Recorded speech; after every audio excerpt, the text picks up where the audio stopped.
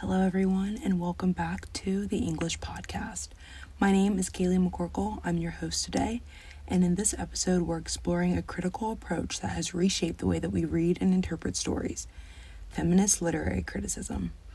In my active interpretation class, our professor, Dr. Dubinsky, asked the class to pick a literary technique in criticism that appeals to us and present our findings to the class. One of the more interesting criticisms that a group of my classmates, Casey Relier, Sarah Liebernight, Nora Ponce, Abby Smith, and Kaylie Gallagher, all presented was of the feminist criticism. So today I will be narrating their findings to you, as well as creating and including my own personal reflection at the end. So what exactly is feminist literary criticism? At its core, it's a way of reading literature that asks how gender and power shape a text. Instead of focusing on form or psychology, it looks at how women, and more broadly marginalized genders, are represented, excluded, or stereotyped.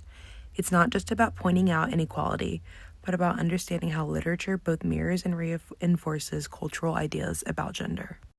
By the mid-20th century, the second wave of feminism brought attention to domestic roles, sexuality, and legal inequality. The third wave in the 1990s added the idea of intersectionality, how race, class, and identity overlap with gender.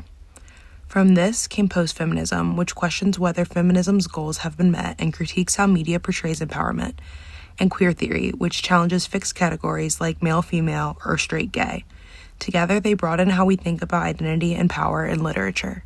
Key voices include Virginia Woolf, who argued in A Room of One's Own that women needed independence and space to create; Angela McRobbie, a post-feminist scholar who studied how pop culture can undermine feminist progress; and Judith Butler, whose idea of gender as performative reshaped how critics understand identity. When applying a feminist lens, critics often ask, how are women portrayed? Who holds the power? Does the story reinforce or challenge gender norms? And what happens when a character is labeled as irrational or hysterical, and who benefits from that label? Let's take Charlotte Perkins Gilman, The Yellow Wallpaper. On the surface, it's about a woman descending into madness, but through a feminist lens, it becomes a critique of patriarchal control.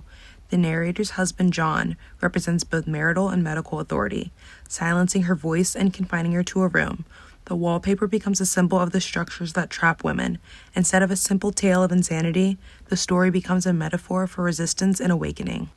What stands out to me about feminist criticism is how it opens up text in ways I hadn't considered. It reminds us that literature is shaped by the culture and power structures of its time. One idea from class that stuck with me is that feminists, post-feminists, and queer theories all aim to expose stereotypes and dismantle prejudice. That really resonated with me because it shows how these approaches aren't just about literature.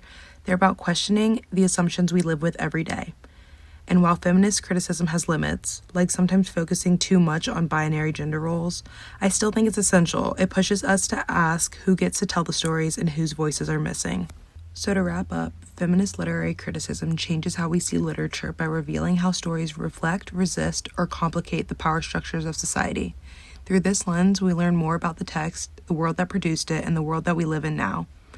Thank you for tuning in to the English podcast, and until next time, keep questioning, keep reading, and keep exploring new lenses.